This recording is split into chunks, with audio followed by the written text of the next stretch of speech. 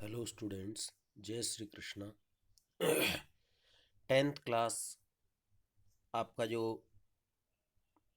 Life process है जैव प्रक्रम, उसका थोड़ा सा पार्ट रह गया था, तो उसका पार्ट 2 को आज मैं आपके सामने लेकर आया हूँ 28 तारीख में। और इसमें श्वसन के सबसे पहले श्वसन के बारे में हमें पढ़ना है। श्वसन क्या है? श्वसन एक ऐसी प्रक्रिया है जो हम श्वास लेते हैं और जो हम भोजन करते हैं उस भोजन का पाचन और श्वास लेने के द्वारा उसका ऑक्सीकरण होकर के हमारे शरीर को जो ऊर्जा प्राप्त होती है उसको हम श्वसन कहते हैं। मानव में जो श्वसन है, वो जो श्वास श्वसन है, वो नासा द्वार से होते हुए मुख गुहा में और फिर वो ग्रसनी से होते हुए फेफड़ों में अंदर जाता है। और जो है ऑक्सीश्वसन होता है मानव में, और इसकी जो है दो भाग हो गई। एक निश्वसन, निश्वसन का मतलब है वायु को अंदर ले जाना। जब हम वायु को शरीर के अंदर लेते हैं तो हम बड़े आसानी से देख पाते हैं कि जब वायु शरीर के अंदर जाती है तो जो फेफड़े हैं वो बाहर की ओर आते हैं, और जो डायफ्राम है वो नीचे की ओर आता है, और फेफड़े बाहर की ओर आते हैं, सांस अंदर जाती है, और इस प्रकार से जो श्वसन है वो होता है। और निहि श्वसन, निहि का मतलब है उससे रहित। जब निहि श्वसन होता है तो जो श्वसन प्रक्रिया है वो शरीर के बाहर, सांस है वो शरीर के बाहर छोड़ा जाता है।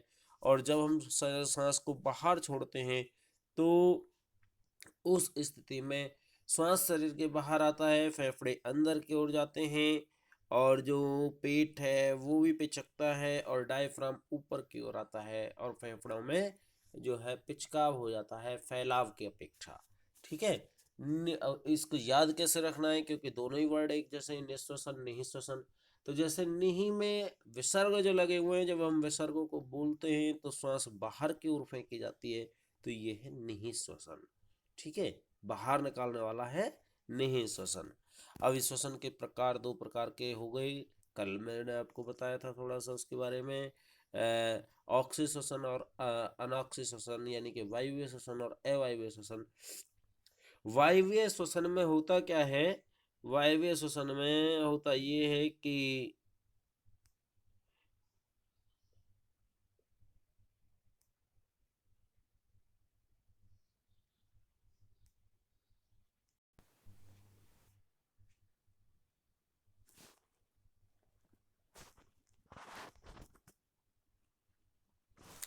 वायवीय श्वसन में जो हमारे भोजन के अंदर जो ग्लूकोज होता है, ग्लूकोज का फार्मूला मैं आपको बताऊंगा, तो ये C6H12O6। और ये जो है ग्लूकोज होता है, ये ऑक्सीजन की उपस्थिति में कार्बन डाइऑक्साइड और जल बनाता है, और क्या है 38 ATP वायु के ये ऊर्जा के कण बनाता है। और अवायवीय श्वसन में जो है ये ग्लूकोज, ऑक्सीजन की उपस्थिति इसमें नहीं होती है, और यहाँ पर ऑक्सीजन की उपस्थिति न होने के बाद में ये कार्बन डाइऑक्साइड और एथाइल एल्कोहल बनाता है, एथाइल एल्कोहल। ठीक है, और प्लस में 2 ATP मॉलिक्यूल्स बनाता है। तो ये अवायवीय श्वसन हो गया। वायवीय श्वसन और अवायवीय श्वसन में आप अंतर बता सकते हैं, आप इन रिएक्शनों के आधार पर भी बता सकते हैं अंतर। तो वायवीय श्वसन में जो है वायु की उपस्थिति हुई, अवायवीय श्वसन में वायु की अनुपस्थिति हुई ऑक्सीजन की। वायवीय श्वसन में जो है वो अधिक मात्रा में ऊर्जा निकली, कितनी 38 ATP। अवायवीय श्वसन में 2 ATP ऊर्जा निकली। वायवीय श्वसन में एथाइल अल्कोहल नहीं बनता है या लैक्टिक अम्ल नहीं बनता है, और अवायवीय श्वसन में इथाइल अल्कोहल या लैक्टिक अम्ल बनता है। ठीक है, तो ये इसमें अंतर हम बता सकते हैं। इसके बाद आ रहा है मानव हृदय। मानव हृदय क्या है? हृदय हमारे परिसंचरण तंत्र का एक हिस्सा है। क्या है हृदय? हमारे परिसंचरण तंत्र का एक हिस्सा है। परिसंचरण में जो हृदय है वो एक मुख्य रोल अदा करता है हृदय, और हृदय को हम मानव परिसंचरण तंत्र का भाग कहते हैं। अब हृदय में 4 पोर्शन होते हैं, एक आलिंद है और एक निलय है। ठीक है जी। तो आलिंद जो है वो क्या होता है? वो ऊपर वाला हिस्सा होता है और जो निलय है वो कहाँ है, नीचे वाला हिस्सा होता है। तो आलिंद और निलय की बात है। दाएं वाले आलिंद को दाएं आलिंद कहते हैं, बाएं वाले आलिंद को बाएं आलिंद कहते हैं। ऐसे ही दायां निलय और बायां निलय। अब जो रक्त होता है वो शरीर के बाएं निलय से महाधमनी के अंदर शुद्ध रक्त निकलता है। ठीक है जी। महाधमनी के अंदर शुद्ध रक्त होता हुआ वो धमनियों में से होता हुआ गुजरता है, और धमनियों में से होता हुआ गुजरने के बाद में हम क्या करते हैं, महाधमनी से अन्य धमनियों में, अन्य धमनियों के माध्यम से शरीर के केशिकाओं में, और केशिकाओं से होते हुए जो रक्त है वो ऑक्सीजन को छोड़ करके कोशिकाओं तक पहुंचा देता है, और ये जो कोशिकाएं हैं ये उस रक्त को कहाँ कर देती हैं, ये उस रक्त को ऑक्सीजन ले करके कार्बन डाइऑक्साइड को दे देती हैं, और फिर जो रक्त है अब के बार वो क्या हो जाता है, अशुद्ध हो जाता है। और अशुद्ध रक्त शिराओं के द्वारा होते हुए शरीर के विभिन्न भागों से महाशिरा में आता है, और महाशिरा उसको कहाँ, फेफड़ों में पहुंचा देती है, सॉरी दायां आलिंद में पहुंचा देती है। महाशिरा कहाँ पहुंचाएगी, दायां आलिंद में। महाशिरा कहाँ पहुंचाएगी, दायां आलिंद में। और दायां आलिंद उसे वाल्व के द्वारा दायां निलय में पहुंचा देता है।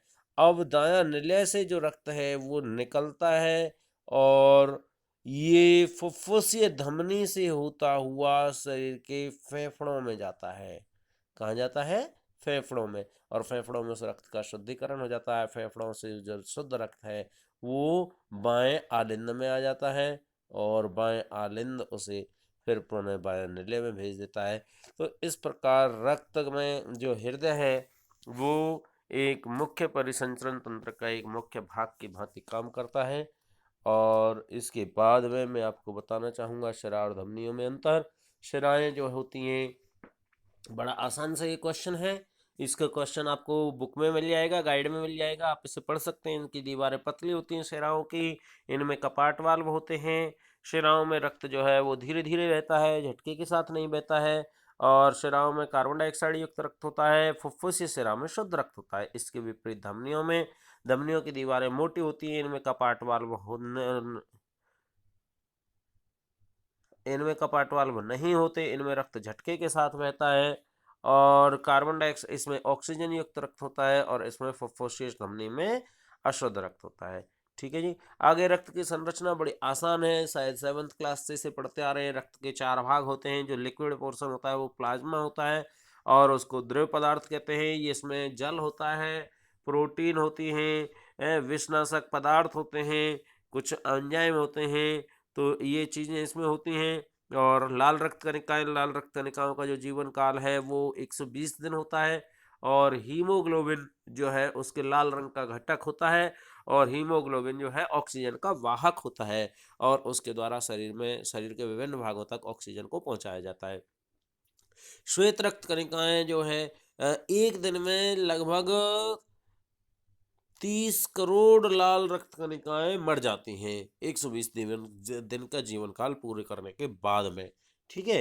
लेकिन चिंता की कोई ज़रूरत नहीं होती, क्योंकि इससे 4 गुनी जो कोशिकाएं हैं वो हमारे अस्थि मज्जा के अंदर बनने के लिए तैयार होती हैं, प्रोसेसिंग में होती हैं। तो श्वेत रक्त कणिकाएं जो होती हैं वो इनका जीवन काल 20 दिन होता है। ये शरीर की सुरक्षा करती हैं, और इनका जीवन काल 20 दिन होता है। और ये लाल रक्त कणिकाओं की अपेक्षा काफ़ी कम मात्रा में होती हैं, और शरीर की सुरक्षा करने का इनका काम होता है।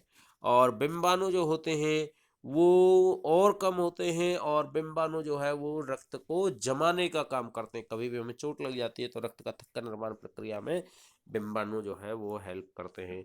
इसके बाद पादपों में परिसंचरण। पादपों में परिसंचरण के लिए जो है 2 ऊतक होते हैं। एक होता है जाइलम ऊतक। जाइलम ऊतक क्या काम करता है, जड़ों से लेकर के जल को जड़ों से लेकर के पत्तियों तक पहुंचाने का काम करता है जाइलम ऊतक। ठीक है। जाइलम ऊतक के 4 भाग होते हैं, जाइलम पैरेन्काइमा, जाइलम रेसे, साथ चालने वाली नलिकाएं, साथी कोशिकाएं। और फ्लोएम ऊतक के 4 भाग होते हैं, वाहिनिकाएं, वाहिकाएं, फ्लोएम पैरेन्काइमा, फ्लोएम रेसी। तो 4 पदार्थों से फ्लोएम निर्माण करता है, फ्लोएम बनता है। और फ्लोएम क्या है, पत्तियों द्वारा तैयार भोजन को शरीर के अन्य भागों तक पहुंचाता है। फ्लोएम। इसके पश्चात शरीर के अंदर उत्सर्जन होता है। अभी पहले एक बार मैं आपको श्वसन तंत्र का डायग्राम, आपको ये जो डायग्राम है ये श्वसन तंत्र का डायग्राम है, और ये मैं आपको बताना चाहूँगा, दिखाना चाहूँगा। सबसे पहले नासा गुहा से श्वास नली के द्वारा और ये जो है फेफड़ों में आता है। श्वसनीय इसके अंदर होती है, फेफड़ों को जो है श्वास नली से जोड़ने वाली जो नलिकाएं होती हैं वो श्वसनीय होती हैं, और श्वसनीय के बाद में फुफ्फुसीय कूपिकाएं होती है। ये जो अंगूर के नुमा संरचनाएं जो दिखाई गई हैं, ये हमारे फेफड़े के अंदर वाला हिस्सा होता है। ठीक है, फेफड़े के अंदर की जो संरचना होती है वो कैसी होती है, फुफ्फुसीय कूपिका नुमा संरचना होती है। और जो फेफड़े होते हैं वो कहाँ होते हैं, हमारी पसलियों के अंदर सुरक्षित होते हैं।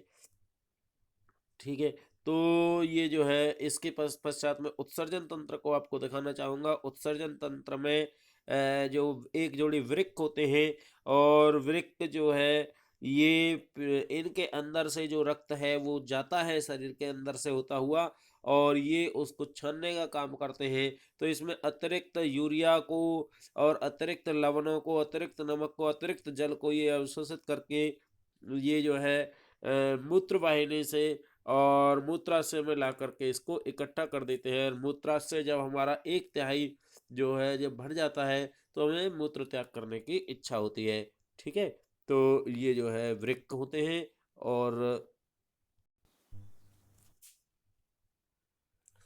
और इसके बाद में मैं आपको वृक्क के अंदर की संरचना को बताना चाहूँगा। वृक्क का निर्माण एक नेफ्रॉन कोशिका से होता है। नेफ्रॉन, जिनको नेफ्रिड या नेफ्रॉन कहते हैं, वृक्काणु हिंदी में।